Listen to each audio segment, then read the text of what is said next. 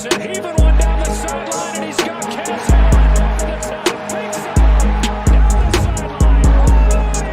Touchdown. His signature move and his signature performance. Allen deep ball one more time. 58 yards this time. You're listening to the Bruin Bible. This is your host, Will Decker, bringing you UCLA football content all throughout the year for LA Football Network. What is up, Bruin Bible listeners? We have another advertisement for you. We are so lucky to be sponsored by the great people at Athletic Greens. I started taking Athletic Greens specifically because I was lacking energy, lacking focus throughout the day, and needed some special pick-me-up ingredients to make things happen in my life. Athletic Greens has done just that. I've become absolutely addicted to the process. It has over 75 high-quality vitamins, minerals, whole food source ingredients, probiotics, adaptogens to make your life easier by doing this during the day. I like to take it to start my mornings off. I like to do it before a workout. Makes you feel energized, focused, and just have a lot more energy throughout the day than I typically expected. But right now it's the time to reclaim your health and arm your immune system with convenient daily nutrition.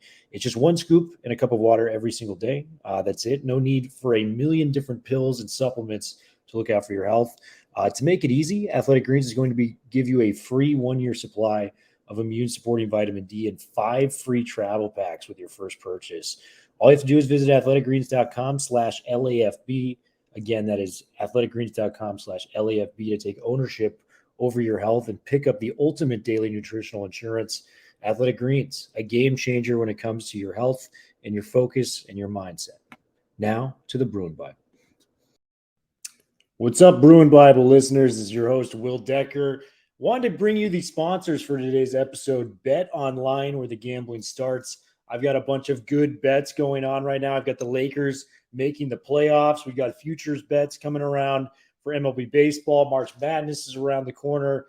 NBA playoffs on the horizon too. Make sure to check out all of the gambling and all of your gambling needs at Bet Online, where the gambling starts. Make sure to use promo code LAFB to get a little discount. Everything is great on Bet Online. I use it weekly for all my gambling needs. Make sure to check it out. LAFB Gambling. And now to the Bruin Bible. What is up, and welcome to the latest edition of the Bruin Bible. Will Decker, your host. I'm joined by a first-time guest, a guy that I've been following on Twitter. Our guy Sam Connon has kind of passed the baton to this dude as the Daily Bruin face of the football room. He was the first guy that I heard report the D'anton Lynn story of him becoming the defensive coordinator. My man, Gavin Carlson, a fellow Bay Area native, so I had to get him on here. A fellow Warriors fan. Sorry for all those Lakers fans, in the comments section out there. But, dude, what is going on, man? It's great to, meet you over the Zoom and get you on the Bruin Bible, man. No, I'm really excited to be here. Thanks a lot, Will, for having me. Obviously just being a student journalist, it's always nice to get that recognition from an outside media source like you. And I'm a big fan of what you guys do. I know you've had some great guests on, former players. I saw Eric Kendricks. I saw Quantrez Knight.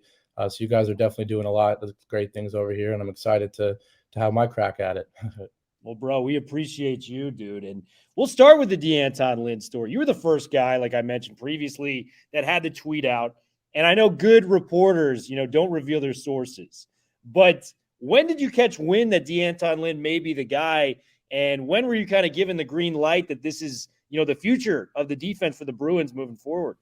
Yeah, kind of right around when I sent out the tweet, just kind of heard from a few sources. Like you said, I won't say anything, but I got some people inside the building, and just kind of when I let it out, that's you saw it sort of trickle out. Other people had heard about it, and I think there was a national reporter that might have beat me to it or whatnot. But obviously it's huge news for UCLA. A great hire, and I think we'll talk a lot more about what it means for the program to have someone of his age with that experience and then sort of what he means to the program. But yeah. And man, I am so thrilled to get a guy like D'anton Lynn, because you ask any Bruin fan, what is the Achilles heel of the defense? It's been the secondary since Chip Kelly has been here. And they've really taken just big steps to strengthen that unit where there's a lot of talent there. I think Jalen Davies made some serious jumps last year. Devin Kirkwood, highly recruited 4-star guy. I think he was just kind of at a disadvantage due to lack of coaching in that area. Kamari Ramsey was the jewel of the 22 class. We get RJ Jones coming in this year from Bosco.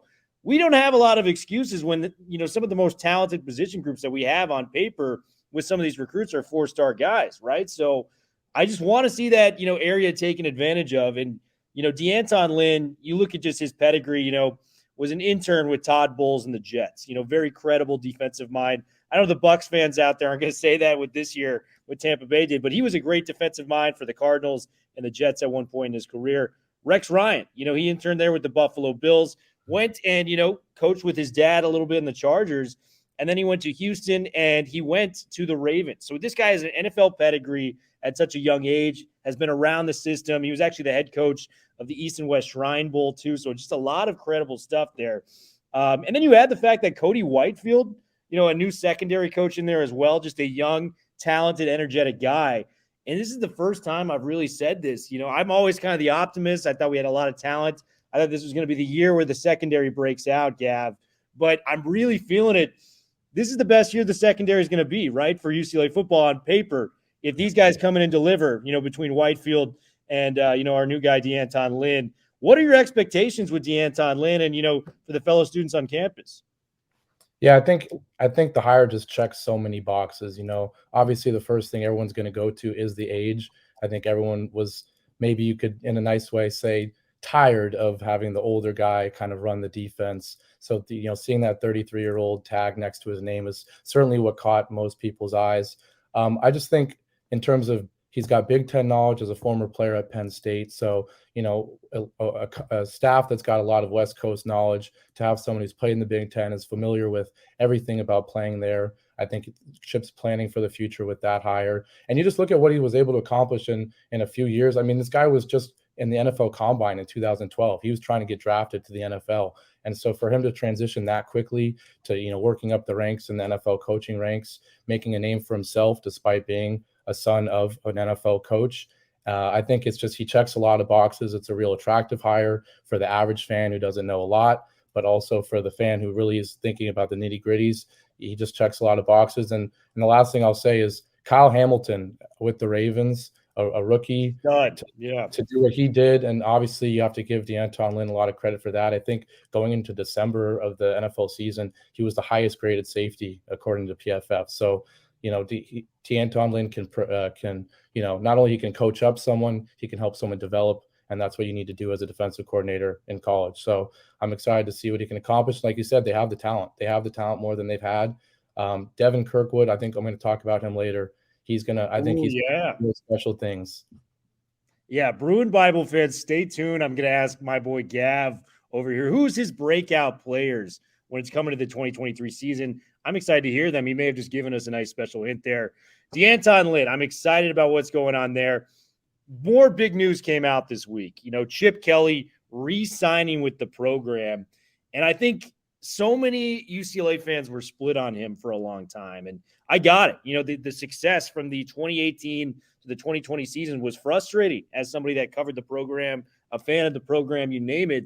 We just didn't live up to those potential. But I think, his winning percentage has gone up every single year. We know what we're getting there on offense. And I think the biggest thing for me, Gav, was that he improved in two areas where he drastically needed to improve on. And I think it was the defense, and he's just showing a little bit more face in the recruiting room. I know that's a big complaint amongst the fan base. I personally think what he's doing with the transfer portal is like revolutionary. What he's able to do. I think he's on the forefront of, acquiring talent in that way, whether it's Zach Charbonnet or Latu or whoever you want to name from those areas. But give me your thoughts on the Chip Kelly extension and how you feel about him as someone that covers the team. Yeah, I think it makes a lot of sense. I think the thing that people need to realize the most is you're about to make a transition to a conference, and you need to have a face for recruiting, for stability. You need to have someone that you, at the very least, act like you have the most faith in when you're making that transition. And so obviously they're going to try to have the best season they can coming up. But I think this is a move for the long term to protect yourself with recruits as you're trying to make this transition to the Big Ten. I think he's earned it. I mean, I know everyone will note the fact that he hasn't played in a conference championship game. He hasn't had double-digit wins, but the record's improved all 5 years. And, I think it wouldn't make sense to not extend him after that. And it's a very money-friendly contract. I think the buyout terms are pretty friendly. So I think it makes a lot of sense. You give him a year here, obviously, to finish out the Pac-12 reign. You give him at least a year or two in the Big Ten. And then if things don't work out, then you make the hard decision with the buyout terms a little more friendly. But I think it's going to work out. I've been known, at least in my Daily Bruin circle, as a Chip Kelly defender. He's an offensive genius, and the offense has been great. So, of course, the defense hasn't. And, of course, some of the hires maybe are somewhat responsible. But at the end of the day, he's an offensive coach that has led a great offense while he's been here, and I think he deserves the extension. I couldn't agree more. And you mentioned some of the buyout terms. I want to just kind of paint that out for the listeners out there. He's going to make $6.1 million in 2023 and 2024, $6.2 million in 2025 through the last year of his contract, 2027. But you mentioned those friendly buyout terms, and there are years where UCLA is going to have to buy him out if it's that bad. So if it's December of this year, which I don't think anyone anticipates with the program, given how loaded this roster is coming back, it'd be $8.5 million. If it's December of 2024, after that, it's $4.27 million. After that, they just part ways. There's no payout after that. So it was a very well-structured contract by, the athletic director that just continues to do things the right way, Mr. Martin Jarman. So it tips off to Martin Jarman. I believe Chip's the guy. I just said, give this guy a top 50, 60 defense. It doesn't even need to be special. It just needs to be able to, get a timely stop here and there with that rushing offense. 6th nationally in the entire country when it comes to the rushing game. So, Chip Kelly, I've said this many times on the show, and I know the listeners will know, there's not 4 or 5 guys I'm taking in college football over the offensive mind of Chip Kelly when it comes to that side of the ball. I mean, this guy revolutionized the spread offense at Oregon, and I'm excited for what he's going to be able to do with a different type of signal caller in Dante Moore, the highest recruit he's ever gotten. So we've gotten that. I want to talk about Deshaun Foster too. Getting promoted to associate head coach. We released a video this week explaining that he is the best running backs coach in the country, given the talent discrepancy he has compared to some of the powerhouse, teams around the country. What is your thoughts on, Deshaun Foster? Because I believe what he is doing is so underrated nationally, and it just needs to have a spotlight on how successful he's been with that, position group and, his mind melding with the likes of a Chip Kelly on this. Yeah, I mean, he's been handed not mediocre, but solid talent and turned it into top tier production and turned it into NFL prospects since he's been here. I mean, I listened to one of your podcasts talking about the fact that, Zach Charbonnet, sure, he was like the highest recruit of this bunch that's gone and had success for UCLA in recent years, but he fell out of order at Michigan. They kind of not put him in the doghouse, but they were no longer making him the guy. And he comes to UCLA and he's the guy again. And Deshaun Foster turns him into arguably the best running back in the country. I know people will say Bijan Robinson, and maybe he's a better draft prospect. But in terms of production, in terms of what Zach Charbonnet did under Deshaun Foster, I mean, it's one of the best, running backs in the country. You look at what he did with Demetric Felton, who was hardly a running back, really a wide receiver, and turns him into a very productive running back that's had success and got drafted and is a utility player in the NFL. He kind of did similar things with Kaz Allen this past season, a half running back, half receiver. Got him, making plays out of the backfield. And I think what he does this upcoming season is going to be something real fun to watch with Carson Steele coming in, with TJ Harden. He's just an ambassador for the program. He's an alum. He excelled and did so much for the football team. And so for him to be rewarded, get that promotion and just be a face of the football program, it makes a lot of sense to me. And I think you'll keep seeing his name brought up more nationally, and that'll only lead to more recruiting, more talent, and more success for the running back room, going forward. Dude, I couldn't agree more. And it's weird to say a sentence like this when you're losing. My opinion, I thought he was, right up there with the Jamar Gibbs, the Bijan Robinsons for the best tailbacks in the country. And you couple that with the fact he missed 3 games, so we didn't even get to see the full stat line and what he was able to potentially possess there. I think we actually are going to have a deeper running back room this year than last year. If you look at just the production coming back, a Carson Steele who is, stats-wise, that is a guy that was probably the hottest running back on the portal. If you just look at pure stats, TJ Harden, I think, is the number one back, though. This guy has it. He is the next guy that I feel like Deshaun Foster has stamped as his NFL running back, going to the next level. What we saw in the Cal game, the Pitt game, just to close that season out, I could not be more excited to see what a guy like TJ Harden is going to bring to the running back room. And then you couple that with the fact, Keegan Jones, I mean, yes, he's not perfect out on the football field, but what he can do in the receiving game as a tailback, how many plays did we see last year where it'd just be a dump off little screen pass to Keegan Jones and he goes 20 to 25 yards? That's such a game-changing element you could add to the running back room. And then, I mean, you have the freaking biggest running back I've ever seen with Anthony Atkins coming in from Army, 250 on the ground. I mean, do you agree with that take, Gavin, that this could be the deepest running back room we've seen at UCLA in, 2+ decades, probably since Deshaun and Maurice were in the same room together in the early 2000s? I do agree. And I think it's because, like you said, there's so many backs. The depth is the best it's been in a while, but they all do different things. So, you talk about Keegan Jones being so great catching the ball out of the backfield. TJ Harden, I feel like, is the most well-rounded of the bunch. He can run it. He can catch it. He's good between the tackles. He can bounce outside and have that breakaway speed. And then Carson Steele is just going to be an absolute bruiser. I see that guy walking around campus. He is massive. He is massive. And so I think, Chip has shown that he can get players involved in different ways. Like I said, they had to do it with Demetric Felton and Kaz Allen sometimes, getting handoffs. These guys are not running backs, by trade. I mean, they're handing the ball off to Yankoff, right? It's like, yeah, so another guy we didn't mention too, right? Yeah. So imagine if you replace that with a guy like Carson Steele.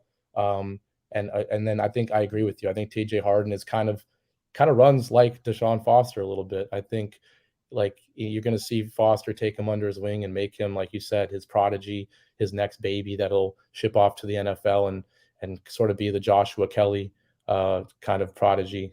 So yeah, I agree. It's just talent-wise, depth-wise, and versatility-wise, it's the best running back room UCLA's had in a while for sure.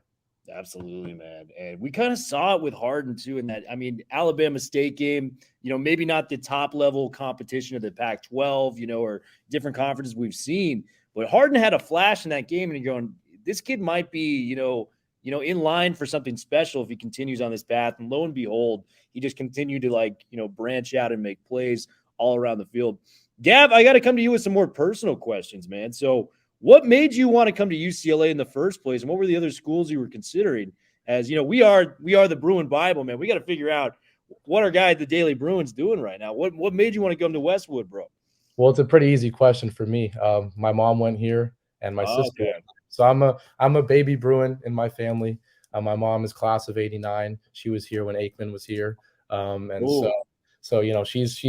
She raised me right when I was born. I was one of the first things I was taught was, UCLA good, USC bad. And we'll teach you everything else about life from there. But yeah, no, my mom went here and then my sister just graduated a couple years ago. So I was kind of next in line. I was actually supposed to go to Georgetown across the country. Nice. Okay. Yeah. And kind of switched last minute. My freshman year ended up being, the COVID year. And so I figured, stay closer to home. But also the more I thought about it, I'm like, there's no way I'm not going to UCLA. It's just, it's got everything. And I'm really grateful I did because obviously I wouldn't be here. Daily Bruin wouldn't be covering UCLA football, men's and women's basketball. And so, yeah, I mean, an easy answer in terms of, the family roots, but definitely glad that that's the decision I ultimately made. Because like I said, I was supposed to be in DC in the snow covering, a struggling basketball team and a hardly D1 football team. So definitely glad to be here instead. Yeah, from a sports standpoint, it's amazing. I mean, you couldn't really go wrong between those two. I lived in DC for a hot second. So Georgetown's a beautiful campus. You got to love it out there. But, man, once you get those sunny days in December, man, I know you would have been regretting it out in DC. I know you would have. Shout out to the Carlson family, too. You guys have raised an awesome young man. Dude, I got to get the breakout players for next year for you. This is kind of the fun exercise we had discussed prior to this podcast. And let's start on the offensive side of the football. I want to hear some of your breakout players, and I want to get some reasoning behind what makes these guys stand out to you guys on campus, and who are you guys excited about? You mentioned stuff that we don't get to see on the outside now. You're seeing Carson Steele. He's huge now. That makes me feel better about him, taking 20 to 30 carries. Give me some of your breakout players, man, because I think you guys have the inside scoop more so than a lot of people do. Yeah, I think there's some young guys and there's some transfer guys that, maybe UCLA fans aren't familiar with yet. In terms of the young guys on offense, we talked about TJ Harden. We don't got to get too much further into that one. Yeah. I think he's going to be one of the 3-4 best running backs in the conference. Obviously we talked about the coaching pedigree that he'll have. You talked about the Cal game. That was his breakout game. He was getting very important carries. That game ended up being a lot closer than it probably should have been.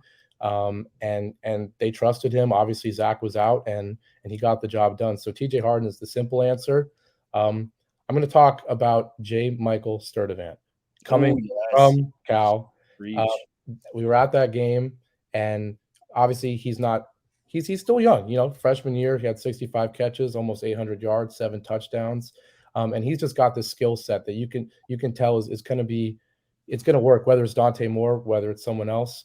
He's just got that deep play ability. He can go track down a ball with the best of them. And it's hard to do that as a freshman because you're usually, coming from high school, you're undersized, you're inexperienced, you might be a little weaker than your opposition. And, he had a deep ball against UCLA that was a wide open 45-yard touchdown, but then he had a couple contested ones. He had this beautiful catch against Oregon where they throw the ball deep and he's falling to the sideline and he makes like a basket catch on the sideline. I think he's so talented. I think he was the highest rated transfer that UCLA got in terms of 24/7 sports, at least. I think he's going to be UCLA's number 1 receiver. And that might be a hot take given some of the guys that are coming back. Cam Brown, Titus coming back, obviously bringing in Kyle Ford as well. But I think Sturdivant is going to be something special for UCLA offensively. So in terms of the offensive breakouts, those two, and then, we talked about Carson Steele as well. Rarely can you say there's 2 breakouts in the same running back room, but we know how Chip operates. We know that he's going to get multiple guys involved. And I wouldn't be surprised if Carson Steele's leading the team in touchdowns. He's going to get the ball in the red zone at the goal line.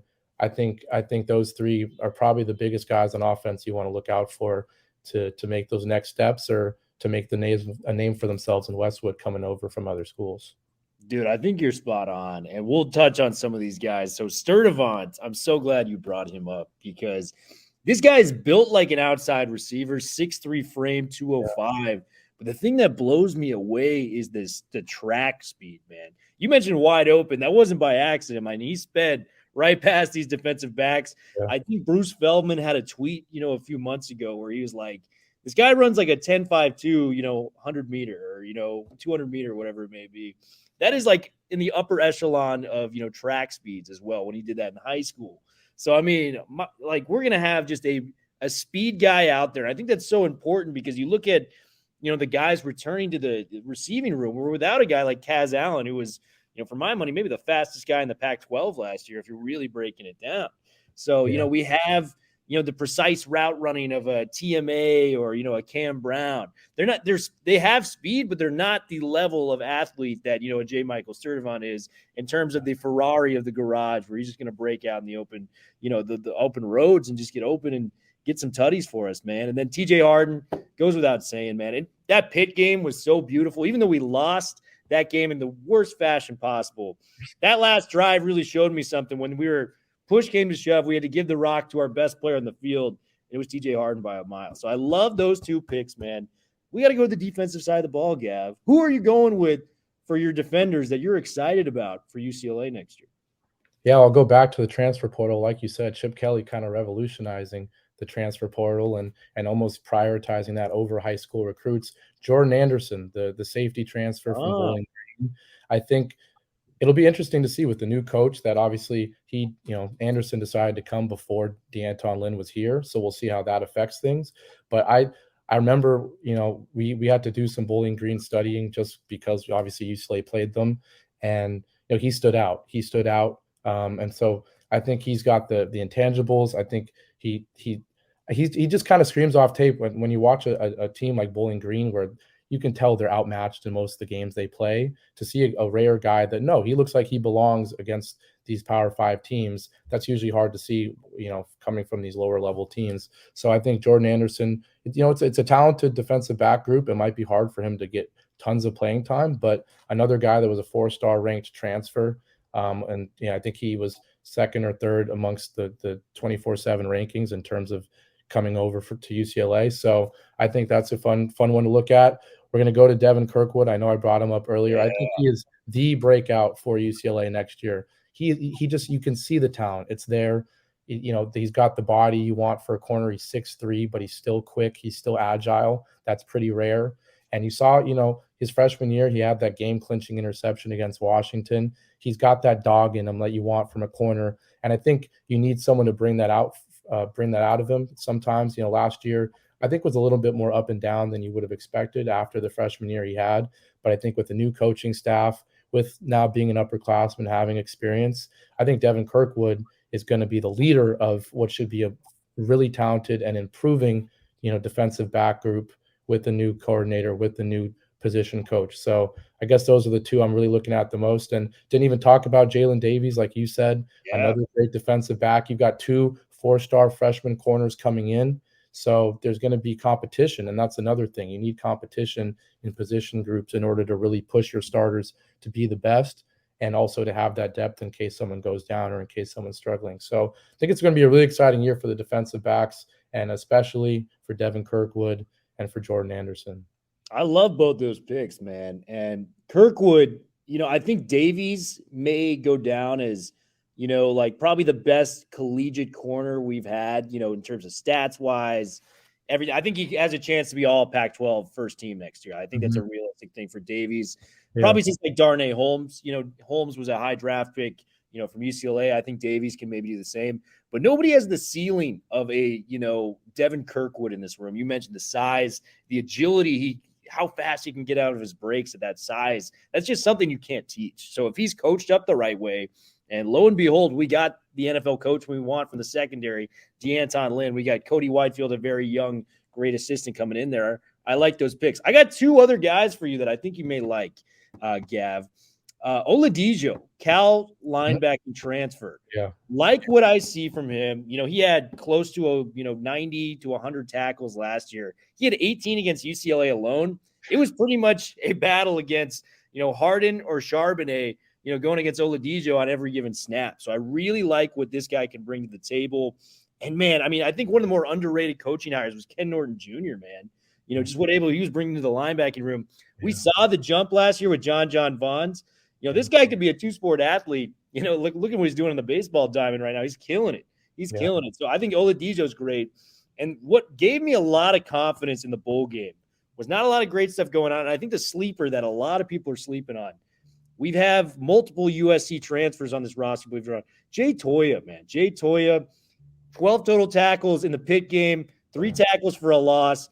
We really need someone to kind of step up in that middle of the trenches. You know what I mean? We have the Murphy twins on the outside. We got Latu, who's probably the best pure defensive end we've had in a very, very long time for UCLA.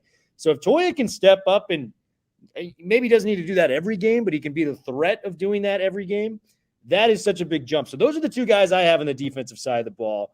What do you think about those picks, Gav? Yeah, the Toya one is a great call because I think he's going to have a ton of opportunity. Like you said, the depth there is maybe a little shaky. So he's going to be the guy.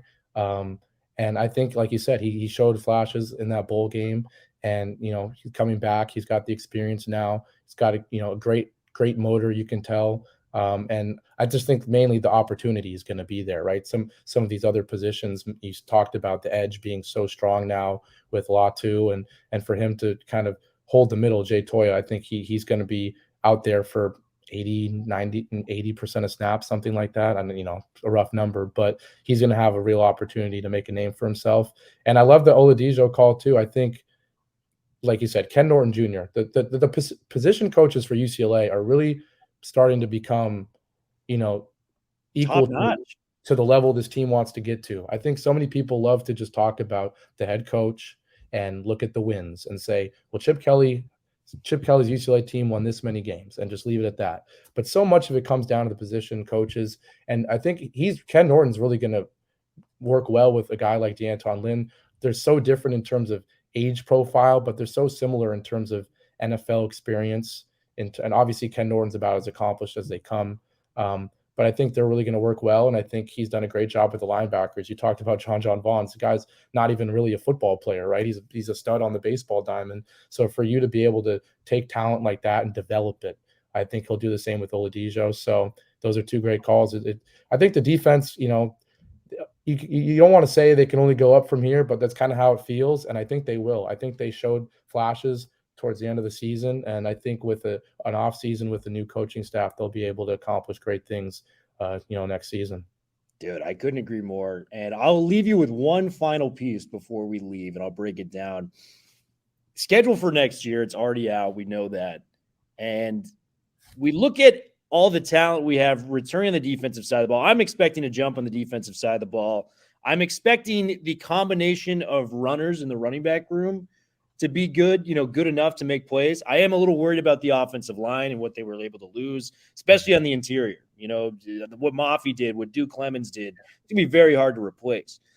However, I think for a young quarterback, and presumably it's going to be Dante Moore, I don't want to give him the job immediately because Garbers came back. Colin Schlee transferred here for a reason after being a starter at D1. Justin Martin was a highly recruited quarterback. He stayed. So, I mean, just a lot of talent in that quarterback room. I don't want to just give him the job. He's going to have to earn it. But presumably, if he is the guy, which I think a lot of us believe once training camp gets through, he may be that. You look at just how many receiving options this guy has at his disposal. Maliki Matava, we didn't even get into him, just the tight end coming down from Oregon.